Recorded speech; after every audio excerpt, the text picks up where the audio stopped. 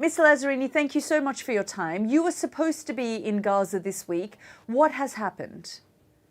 First of all, thank you for having me. Yes, I was supposed to go to Gaza on Monday. I was in Cairo. I was on my way to meet the Minister of Foreign Affairs.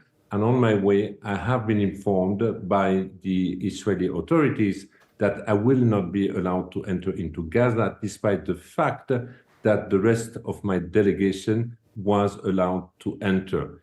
In fact, it is the first time in the history of the agency that the Commissioner-General is deliberately denied to enter and to meet its teams in Gaza.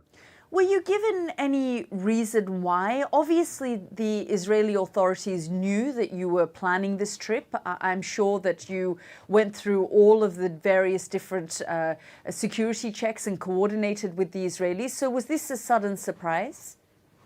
Well, everything was extremely well coordinated. And even the day before my entry in Gaza, I got the confirmation that I would be allowed to enter. So it is only in the morning, on Monday morning, while I was in Cairo, that the information came that yes, the delegation is allowed, but not myself as the Commissioner-General of UNRWA. No reason have been provided.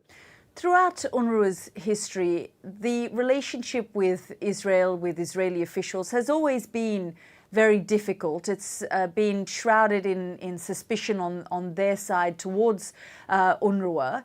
Would you say, though, that this current period is perhaps rock bottom? It is the worst period in UNRWA's history?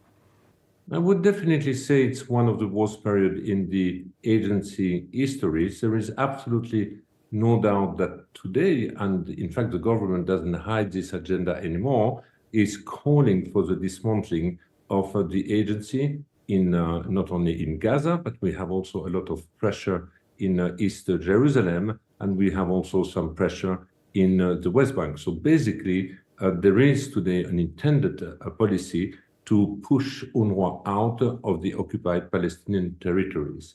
As you know, I went recently to the General Assembly, and I have also warned the member state about the possible impact of the dismantling of UNRWA, not only today in our response in Gaza with this unprecedented humanitarian crisis, but also in the medium term or longer term about an agency unable to provide public services like education to hundreds of thousands of children across the region. And I do believe that there is no real alternative today in places like Gaza, where hundreds of thousands of girls and boys are currently living in the rubble. And I don't think it would be safe to have them having their education in the rubble instead in UNRWA school in the future. Yeah, I mean, it's not just the education system. Virtually every institution has been destroyed from what we can see in Gaza. And of course, the humanitarian situation is absolutely catastrophic. We know that the UN has said that famine is imminent, that it is on the brink of famine, that children are impacted. So there is a desperate need at this point in time for UNRWA and UNRWA's funding. Yet in the last few months, the relationship has not only gotten very sour, but the situation on UNRWA, the pressure on UNRWA is there because of these accusations that UNRWA staff were involved in October the 7th and various other allegations. I just want to hear your response to all of that. Well, first of all, let's talk about the situation in Gaza. It's absolutely unbelievable that under our watch, we have a man-made famine. For now, a couple of months, we are warning about the deterioration of hunger spreading in the Gaza Strip. And today, we have seen the release of the latest assessment. We are confronted to a catastrophic situation of hunger in Gaza, more than 1 million people being one step from a famine situation. For the first time, we have now people and children dying because of dehydration and because of a lack of food in a region which has never ever suffered from hunger. So this is completely artificially man-made, and the response to this is political will. Now, UNRWA has a main footprint in the Gaza Strip. We have thousands of employees, and even other partners, when they want to distribute their food to the population, are using the UNRWA network. At the time, the International Court of Justice is also calling for an increase of the response. I do believe it would have devastating consequences if UNRWA would be dismantled at that time. Now, you mentioned the allegation against the agency. It is true that in January, I have been informed that there were allegations about 12 staff who allegedly have participated to the horrible attack of October 7. At that time, because of the severity of this allegation, the agency has taken swift decision, first to terminate the contract, secondly, to initiate an independent investigation, which is ongoing, and we are calling to the Israeli authorities to fully cooperate with this investigation team. And thirdly, we have also initiated, under the chairmanship of former Minister of Foreign Affairs Catherine Colonna and Free Scandinavian Institute, a total review of the risk management of the agency to look at what kind of area can be improved in order to avoid similar situations in the future. So just to be clear, you don't know anything about this information that was given to the press today by the Israeli embassy here in London, where they say more than 2,000 UNRWA staff, 17% of UNRWA, are Hamas operatives and members of Hamas. No, I haven't heard this information. You are just sharing it with me right now. But there have been, from time to time, allegations shared with social media or in the media about hundreds, sometimes thousands or couple of thousands of staff possibly affiliated with political parties. But the agency or the United Nations has never ever been officially approached. This concern has never ever been, in fact, shared with the leadership of the agency by the Israeli authorities. So you've never been told that of the 2,135, 485 of them, Israel is saying, are military operatives? I've never received this information. Again, the source of this type of information so far are the social media or the media, but officially the government has never ever approached the United Nations and the UNRWA. And you know, as we've been speaking, you have said there's an independent inquiry currently taking place in order to look at the initial 12 that Israel said were part of Hamas and involved in October the 7th. Can you give us any updates on that investigation? Well, as you know, it is an independent investigation. It's like, you know, the separation of the judiciary and the politics. So now this investigation is ongoing. What I know is that they are still waiting for the cooperation of member states. I know that a number of information are circulating. They have not been shared with us. But again, it is important that the State of Israel or any other countries having information which could help this investigation team to share it with this committee. And have those requests been made to Israel to say the United States for this information? Israel initially said there was a dossier, and now we understand these numbers that the Israeli embassy here in London has shared with the press, saying that this is the number 17% of UNRWA staff they're saying are part of Hamas. Have you reached out to them in the past and said, can we please have information for this inquiry or any other inquiries that you've conducted? We are regularly requesting to communicate and to share this information with the agency. But again, so far, except the oral communication regarding the 12 alleged staff who might have participated to this horrible massacre of October 7, the agency hasn't received any official communication since from the Israeli authorities. You also faced a number of countries cutting off their aid when these allegations were first made earlier this year. Some states have reinstated that funding to UNRWA. That's correct, Mr. Lazzarini. Is that now those negotiations are had and they have decided to lift that ban on their funding? We have a certain number of countries who recently have decided to release, in fact, their contribution to the agency. They had a temporary pause.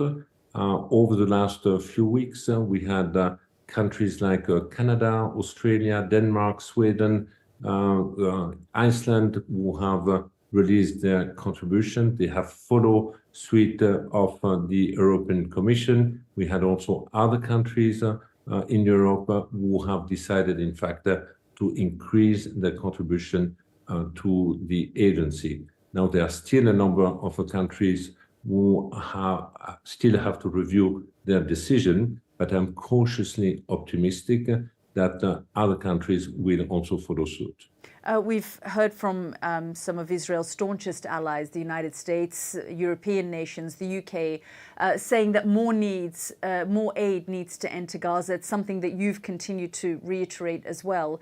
Are those negotiations ongoing? And if you could give us an update on the aid situation, because of course, as we've been discussing, there is huge concern around starvation and famine. There is a huge concern about famine and starvation, which is unfolding right now under our watch. As you know, what we need is unimpeded, scaled-up humanitarian assistance in the Gaza Strip. The problem is that what is trickling into the Gaza Strip is far from being enough to cover the immense need of the population. Now, again, I believe when we are confronted to a situation of a man-made famine, the response is an easy response, is political will, and the political will needs to be translated with the opening of all the land crossing into Gaza. It is easy to flood Gaza with food. It is easy to reverse, in fact, this trend. And I also believe that it is definitely a stain in our collective humanity that such a situation is artificially unfolding under our eyes. And this cannot happen on the 21st century. Why do you think there isn't political will? You talk about political will, there needs to be the political will, and yet nothing is happening on the ground. Well, you know, at the beginning of the war, there had been a total siege on Gaza for 2 weeks, which means that about 5,000 trucks could not enter. Later on, we had a few tens of trucks coming in, and it has increased this deficit between the desperate need of the population and what has been made available. Now, the question of the political will needs to be asked to the government of Israel. We need also to ask to the Hamas, how is it that both have not yet succeeded to have a ceasefire? We also know that the ceasefire would lead to the release of the hostages, would lead to a significant scaling up of the assistance in the Gaza Strip. This should be our priority, but meanwhile, food should not be used as a weapon of war. Food should be poured into the Gaza Strip in order to avoid a situation where people now die more because of the lack of food and medicine than because of the bombardment. And this is exactly what is happening. And do you feel that Israel is weaponizing food? It is using it as a weapon of war? Well, the fact points to this direction. I don't know, there might not be a deliberate intention, but I just want to remind that in January already, the International Court of Justice, in its ruling, including with the Israeli judge, has called for a significant increase of the humanitarian assistance. And what have we seen since? We have seen that between January and February, it has halved by 50%. And now we are back more or less at the level of January, whereas it should have significantly increased. And at the same time, we have all this call to try to dismantle the primary provider of food assistance in the Gaza Strip. Do you think the United States needs to be tougher on Israel? I do believe that anyone having influence on political decision should fully use their influence. And that is the United States President Biden? That's the United States or any other countries having an influence on the policy decision in Israel. Are you concerned about the future of UNRWA?